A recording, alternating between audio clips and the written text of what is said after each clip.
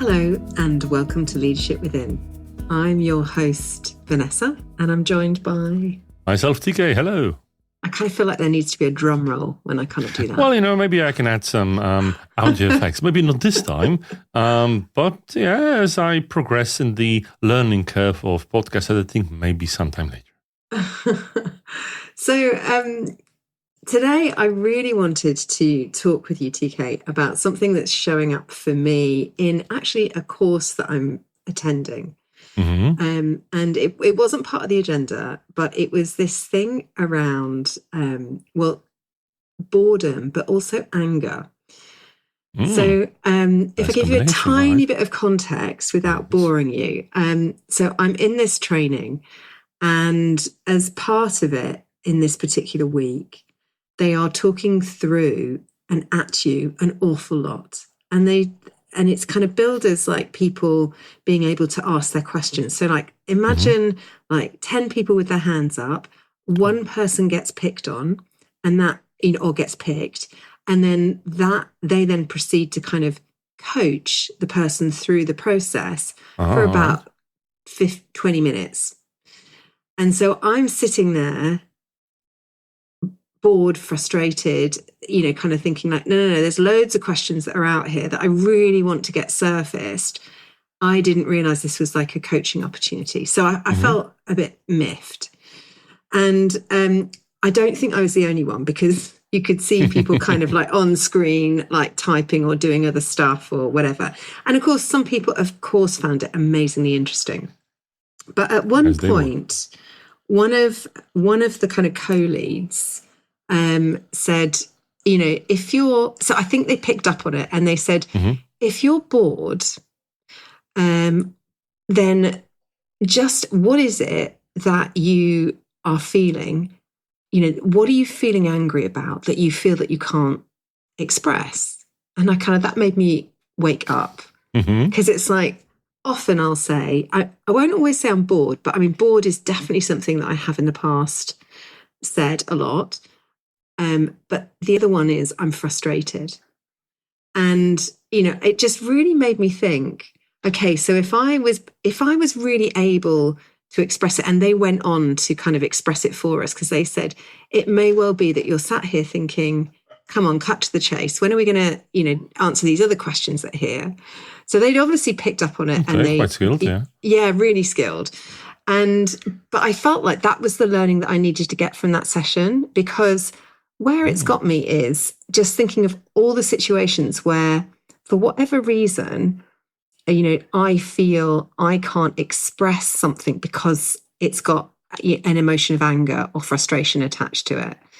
And so therefore I hold it back and actually, inadvertently create a problem, because what I'm then doing is actually saying to everybody, it's not okay to express our anger healthily, or in any way. We just have to push it down. So I was really curious about what this brings up in you and whether you can, identify with it. Well, of course I can. Right? The interesting thing that, I think many of our listeners would probably relate to it. But what I find interesting is, why is it, or not why, but is it inherent to some people that they can do the meta-analysis of themselves? So, looking at yourself and just say with a flat face and voice, oh, I'm frustrated because, I'm not being able to learn as much as I wanted to. And, we're answering all these questions and I'm feeling like we're not moving far enough. Is it even like, I'm just wondering, if it's about anger itself that stops us from noticing what we really need.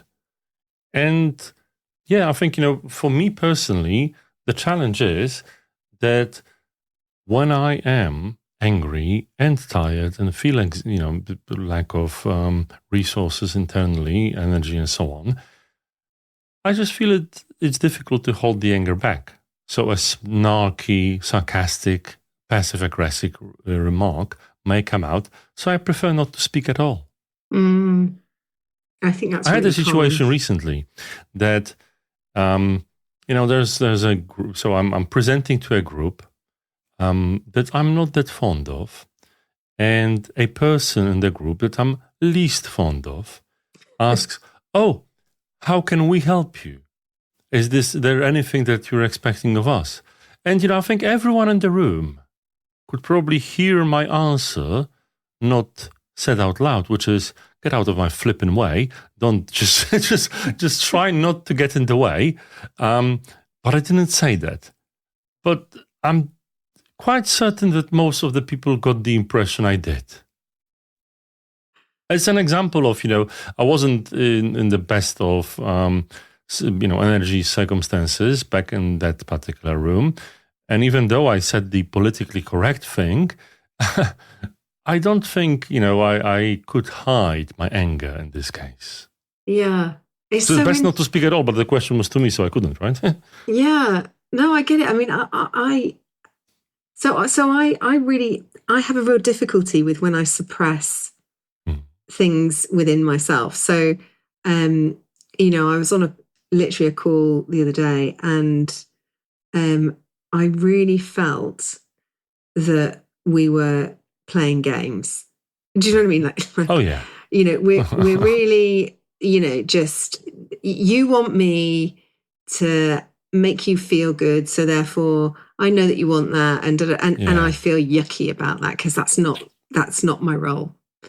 And finding a way to take the risk, because it is, isn't it? It's an emotional risk to say, oh, that's great, and I'm wondering if we could look over here at this. Sometimes it just feels so edgy. All right. But the question is is it because it's in the environment that we've not yet normalized to express our anger in? Because Yes, in many yes, situations, like, family situations between friends and so on, anger is more accepted. yeah, But in professional or in these course scenarios that you've just described, we don't have a social contract to be as open. no, and it's really true. It's really obvious as well, and it's like Mm. I also think it's very easy to make the person that's saying the thing the problem. So say for example I Oh, yeah. express and I say, look, it's not going at a pace, or I feel like it's not fully inclusive. And I'm you know rolling my eyes and saying, what a drama queen. yeah, exactly. Or it's not all about you, is it, and Yeah. what you want. So I think sometimes then that's kind of made me more hesitant to speak up and say, my opinion about something. But there's But, all this yeah. wasted energy, right? In all Well, of that's that. true, right? So as a leader in this particular situation, right, and obviously the former leader is the cause, like, leading person. They've quite skillfully been able to pull out this, energy in the room, Yes. this vibe of anger. But the question is, like, what would be helpful for you and the room in this particular situation coming from the leader? What do you think would be beneficial for the group in this Yeah, I particular think I think the circumstance? follow on, because essentially what Hmm. they did was they named it and they said, Yeah. "Oh, you might want to look at this if this is how you're feeling," and then we carry on doing Oh. the same thing. So You might want to look at this. That's so awful to say. All right, go ahead. like Oh, beware! well, This might be showing up for you. and they Naughty. may not have said that, but that obviously Yeah, makes me think, okay, yeah, you've yeah. just pointed out something, I need to look at it. But I think what I often feel with that is that's great, awareness, helpful, but actually, you've made me think there is no social contract because it's training. Essentially, it's like we are sharing with you a skill set, and you are passive receivers of that skill set. And that's what I think is probably the thing that's probably triggered me a little bit. It's like Okay. there's not enough. I've been on a few of these kind of Hmm. development programs where they're big names, and Oh, so naturally you want their expertise and their opinions and everything else, but the opportunity to interrelate with them is so small that actually you just feel like this isn't effective learning for me, because I'm supposed to just receive all of it and sponge it up. And so I suppose it's something to do with the way that I like to learn. I don't think I'm unique in that way. But I'm thinking, okay, so this is a scenario for me, but for our listeners as leaders, how good are we at being able to create that kind of experience where someone in the team can take the risk, and even as the leader, I can take the risk to flag something or ask a dumb question or say how I'm feeling. In particular, it's like, this is how I'm feeling. And I think, God, when have I been able to I've often felt quite bored in organizations or quite pissed off, and when have I ever been able to really raise that, other than doing a bloody engagement score and telling you, do you know what I mean? And then it's like, oh yeah, who at a time of change isn't going to tick, open, right? I'm fully engaged, right? I get it, right? The interesting thing is, are they even supposed to do that, right? Because I'm asking myself, like, is it welcome? Is bringing out strong emotion or stronger emotion or controversial feelings even welcome for most leaders? But not even saying, maybe people would some leaders would just really want just compliance, right? Just get along with it. Just stop bugging me instead of your feelings, right? Yeah, but say TK, I work for you, right? You're my leader, and your relationship to your own anger is you just stuff it down, and you kind of grit your teeth, and you kind of don't say things. Then what that communicates to me is I need to do the same. It's not okay. Oh yeah, I guess, yeah. I'm modeling the behavior of we're not showing our anger here. Yeah. So I suppose what I'm curious about is how many leaders have done work around their anger. Because they're human, they're gonna be angry at times, and it's leadership is a high pressure situation, so obviously it's much easier to get angry and less susceptible to control. Yeah. Well, I guess some have, right? If people have, if the HR policy of like anger management training, as in someone is a furious leader, which gets toxic for obvious reasons, I guess, and thus we show or single out this person as an example of, well, you can't be angry as at work because you end up as like Bob, right? But and, so TK, what? I mean, you're unique, I think, because you've done an awful lot of development, but you're also a leader. So what? When you look back at your development, your journey, where have you learned around managing emotions like frustration, anger, boredom, any of those things? Where's your learning come from? Well, it assumes that I have learned. In fact, okay. No, the real thing is my own.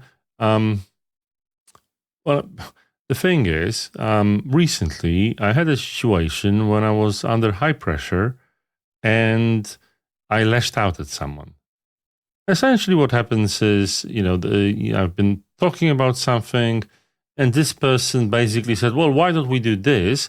Obviously indicating that they have not heard anything that I have said. I completely ignored it. I said, no, that's not what happened. And you know what? I felt totally awful about that for like a week. I've said sorry to this person like 20 times.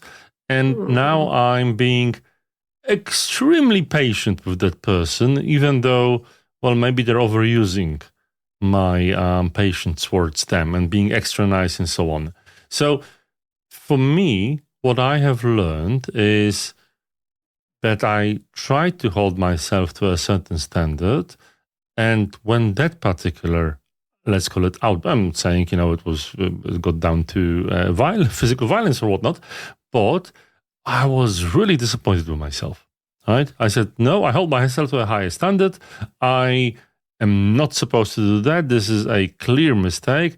I'm actually angry at myself, and I feel I've let myself down a lot through this, right? That's something I'm ashamed of, even though I'm talking about it on the podcast now. So that's And I felt rejected. I felt like, it's like, oh my God, like what people will think of me if I'm doing this, if I can't hold myself together. So my personal journey was through observing how I behave in certain situations, but also the understanding of the impact that my anger can have on others, like my team or people that, work with me, stakeholders, whomever, which is awful. I hate that. I felt like extremely under pressure, and I felt like I've really damaged the relationship because I lashed out. I totally am discounting the fact that this person was not listening to me, ignoring me, or whatever. Nothing matters. Yeah, I'm you're just really giving yourself a disappointed about really myself. hard Yeah. time. Yeah. Well, that's me. Yeah, well, and I can hear the really high standard that you've got set for yourself. I don't know if it is, right? Because, Well, if we went back a bit, yeah. were there signs that, before the kind of explosion, were there signs that you wanted to express things? Oh, the person has been pissing me off for like ages. Of course it was pent-up anger Well, and about that's them. right, Yeah. and that's so typical, isn't it, Yeah, for there you so go, right? many of us? But so there's a part of us that feels like we've got to suck it up. But then and I just couldn't handle it anymore, right? It was like one hair that broke the camel's pressure back. Cooker. Yeah. And I see, I see that a lot. I hear it a lot. I too am, prone to doing that, at times when, I don't have the bandwidth, and I think things are happening to me and I've not got agency or whatever. But I would love to kind of consider, what would a healthy expression of that anger look like earlier on in that chain of events? Yeah, I know what you mean. Well, the thing... because I think that's what most of us need, right? It's like... well, where is the right moment, right? Yeah. And I think, how do you express discomfort before it gets into anger? Yeah. Well, and and it sometimes can be really fast, right? The transition can be extremely fast for many people.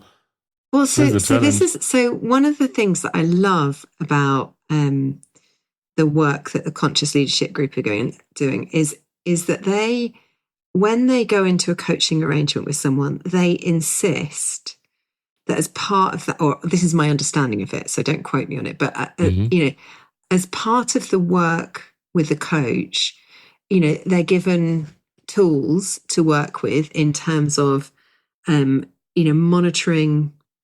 So, I would probably, in my practice, it would be heart math and giving them some bio data and saying to them, take 10 minutes, start and end of your day, track your mood, all those kind of things. But they are quite authoritative in the need to do that as part of their working with them. Because I love it. But I love the confidence that they have in that, because what they're saying is, if we can become aware of our state more in the moment, and whether we are above or below the line, in their words, we therefore are less at the effect of our physiology and our emotions, and more able to make conscious choices.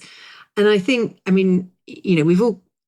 many coaches have got some variation of that kind of thing. But what I love is saying to people, these practices are necessary for you to get enough space, to really be able to see, as things are starting to happen, what your capacity is, where you are, whether you're becoming, hypercritical or whatever it is. And it is changing me, because it's making me think, no. Too often I'm quite invitational around that kind of work. Whereas actually saying, no, if we're going to do transformational work, we need to really work on our state. And these are the things that are going to help you. Are you willing to do that as part of this work? All right. That's a good one, right? But I think that's not the only technique. No, can be used in not. this situation. Yeah. And I love the fact that, once you have the bigger awareness, you're just stronger in being able to understand your own state, being able to catch it quicker, being able to react to it. But I think it might not alleviate the original cause. because usually we're angry at another person or at ourselves, right? Which is also a person, dare I say. So, for instance, there's like a person I frequently work with, a lot of people actually, which I wish I could do it for myself, which is the second scenario. I try to apply forgiveness, which is, okay, well, they want that. I do not agree. I think, they're pushing on it too hard. But hey, no one's perfect. Let me let it go. They're a great person. They're dealing with, similar issues that I have. So fine, right? Okay, well, let's remove the colors from the PowerPoint slide. I think they should be there, but I'm not going to make a federal case about it. I wish I could forgive myself like that, but, there's another skill level that I haven't yet mastered. I love that. It really helps. It really helps, you know what? And was that something that you practiced with the example that you gave earlier about? Yes, absolutely. Well, okay. So, after my outburst, or whatever explosion, definitely, okay, fine. With some people, it takes a bit more forgiveness. Yeah. There's degrees, right? With some people, it's just like, I don't want like these colors on PowerPoint slides. With the others, like I'm questioning everything and I'm not answering questions, or, whatnot. But, similar to what you've said about self-awareness, you can increase the skill and strength of, I'm not saying conditional forgiveness. Dare I say, it can relate to religion, Christianity and so on. Essentially that's it, turning the other cheek. Well, yeah, it is, right? Okay, fine. Adam, you're a great person. Look, you like your slides yellow. Fine. There's bigger things in the world. You're a great person. I think that's a great approach. And I also, I think sometimes, so there are situations where if you have not expressed your truth on numerous occasions, that stores up resentment or an anger, and then that can sometimes get provoked. And so I think I would yes and it and say, forgiveness is amazing and letting things go is amazing. And I also think, if I look at me and my journey, some of it has been allowing myself to be direct. And it's weird because I've had a couple of people lately say to me, have described me, they don't know me, but they've said to me, you're really straight. And I think, and it gets, but sometimes I'm really straight. And actually, I really like myself when I'm being really straightforward and direct. But then a lot of the time, I'm also feeling like I have to hold back because people aren't ready for that level of straightforwardness. I get it, right? But the other side of the coin, which I'm experiencing exactly, is I'm being straight all the time, and thus people perceive me as being too, brash and and I have to hold, and I perceive myself through the eyes of others, obviously, as like, I really need to reel it in, right? I can't be as expressive. I can't be as dynamic and express emotion, and direct like this because it comes off as arrogant. As like, you're getting a question, it's like, oh my Lord, this person clearly doesn't get it, right? And I think to myself, okay, fine. If I give him like an example, am I coming off as arrogant? Or maybe I shouldn't, right? And, there's always two sides or even more facets to a coin. And I just believe that, obviously it's our own self-dialogue, isn't it? Our own internal critic saying to us, well, whatever you're doing, that's wrong. Yeah. So if we were to give anyone listening to this some kind of takeaways, what would you? Well, what I would say, no, awareness is definitely the thing to do, right? Fine, okay, it happened. Just let's try to be objective about ourselves and forgive ourselves that we can't be perfect all the time. I love the awareness which comes through reflection, as long as we don't beat ourselves too much. Yeah. What about you, Vanessa? Well, I think I would say, I really like thinking about anger as it's a messenger of something. So, often there's a boundary issue with anger. or there's an opinion that wants to be expressed. And I think so for me, I'm very aware that in my culture, suppression has been the thing to do. Yeah. And actually that's just as unskillful as, like reacting and exploding. I think just having that awareness that both suppressing your anger but also exploding with your anger both have the same net result in terms of psychological safety. Because what they're saying is it's not safe to speak up. So it's the perfect thing to end our episode on, which is we're all doomed, whatever we do. But yet, it's a journey. We're never a complete item. So there you go, dear listeners. Tune into the next episode. We'll definitely be challenging further.